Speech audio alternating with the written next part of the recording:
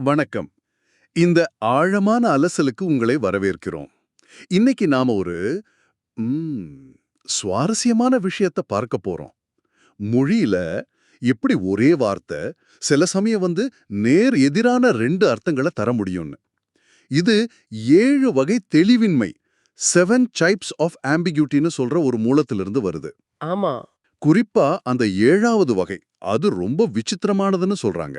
ஆமா. அது ஒரே வார்த்தை, ஒரே சூழல்ல 2 எதிரெதிர் அர்த்தங்கள குறிக்கும். அப்படியா? இது எதை தப்பா சொல்றது இல்லையா? இல்ல. இது தப்பில்ல. இது எழுத்தாளரோட மனசுக்குள்ள இருக்கிற ஒரு ஆழமான குழப்பத்தையோ, ஒரு போராட்டத்தையோ காட்டுறதுக்கு அவங்க பயன்படுத்துற ஒரு உத்தி. ஓஹோ! கேட்கவே சுவாரஸ்யமா இருக்கே!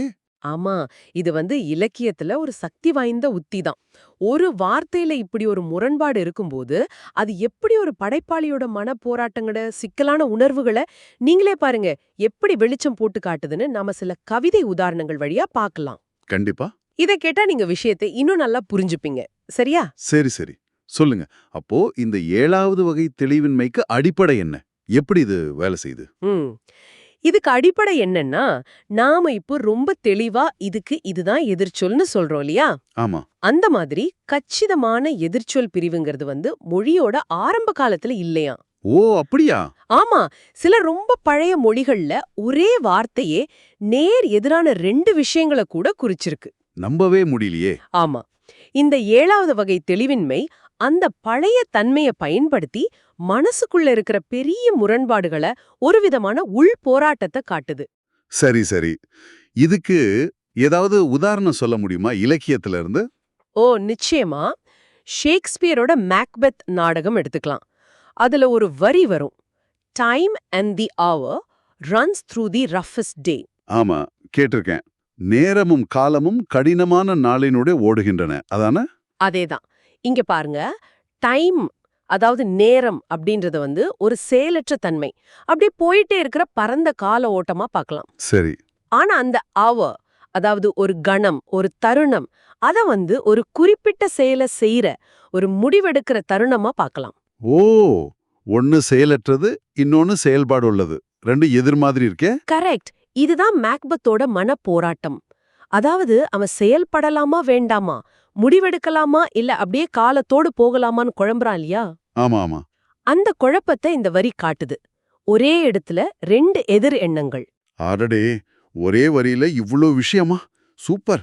வேற எங்க இது மாரி வருது? கீட்ஸ் பத்தி சொன்னீங்கல்ல? ஆமா. அடுத்து கீட்ஸோட ஓட் ஆன் மெலன்கலி, சோகத்துக்கான ஓடு கவிதை. இதுல அவர் என்ன பண்ணுவார்னா, இன்பம், வலி, மரணம், சிற்றின்பம்னு எதிரெதிரான உணர்ச்சிகளை ஒண்ணாக்குவார். சரி. குறிப்பா அதுல வெயில்டு மெலன்கலின்னு ஒரு சொற்றொடர் வரும். அதாவது திரையிடப்பட்ட சோகம். திரையிடப்பட்ட சோகம். ஆமா, இந்த திரைங்கிறதுக்கு பல அர்த்தம் இருக்கு பாருங்க. அது ஒரு விதவையோட துக்கத்தை மறைக்கிற திரையா இருக்கலாம், ம். இல்ல ஒரு மலையோட அழக மறைக்கிற மேகத் திரையா இருக்கலாம், இல்ல ஒரு காதலியோட மர்மத்தை குறிக்கிற திரையா கூட இருக்கலாம். அப்போ ஒரே சொல்லுல இத்தனை எதிர்பிம்பங்களா? ஆமா, சோகம்ங்கிற உணர்வு எவ்வளவு சிக்கலானது, அதுக்குள்ள எவ்வளவு முரண்பாடுகள் இருக்குன்னு இது காட்டுது பாருங்க. அப்ப இந்த மாதிரி முரண்பாட்டை பயன்படுத்துறதுனால கவிதைக்கு ஒரு கனம், ஒரு ஆழம் கிடைக்குது இல்லையா? நிச்சயமா. அதுதான் விஷயமே. இன்னொரு உதாரணம் பாருங்க. ஜெரார்ட் மேன்லி ஹாப்கின்ஸ் அவரோட த விண்ட் ஹோவர், அதாவது காற்றாலை பருந்து கவிதை. ஓ! அதுலயா? ஆமா, அதுல அந்த பருந்தோட உடல் அழகு, அதோட பறக்கும் வேகம் ஒரு பக்கம், சரி.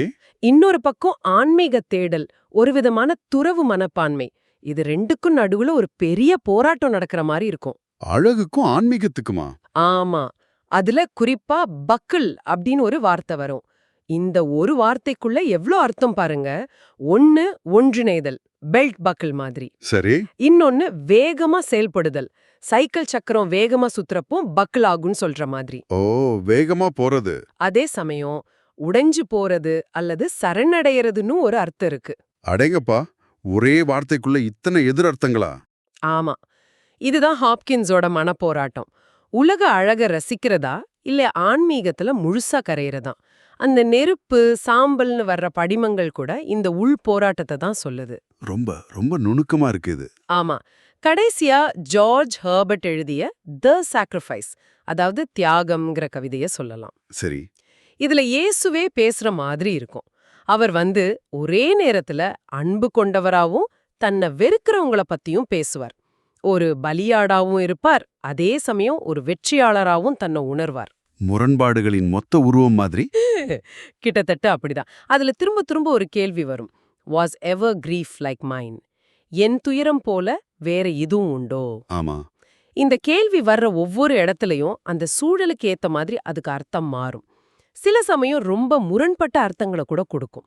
அப்படியா? இது மனித மனசோட சிக்கலான தன்மைய, ஏன் சில சமயம் மத நம்பிக்கைகள்ல இருக்கிற சில புரிதலுக்கு அப்பாற்பட்ட முரண்பாடுகளை கூட காட்டுற மாதிரி இருக்கு. அப்போ மொத்தத்துல நாம என்ன புரிஞ்சுக்கணும்? இந்த 7வது வகை தெளிவின்மைங்கிறது இது வெறும் வார்த்தைகளை வச்சு விளையாடுற விளையாட்டு இல்ல. இல்லவே இல்ல. அதுக்கும் மேல இது எழுத்தாளரோட மனசுக்குள்ள ரொம்ப ஆழத்துல இருக்கிற அடிப்படை பிளவுகளை, அவரோட போராட்டங்களை வெளிக்கொண்டு வர்றதுக்கான ஒரு வழி. ஓ.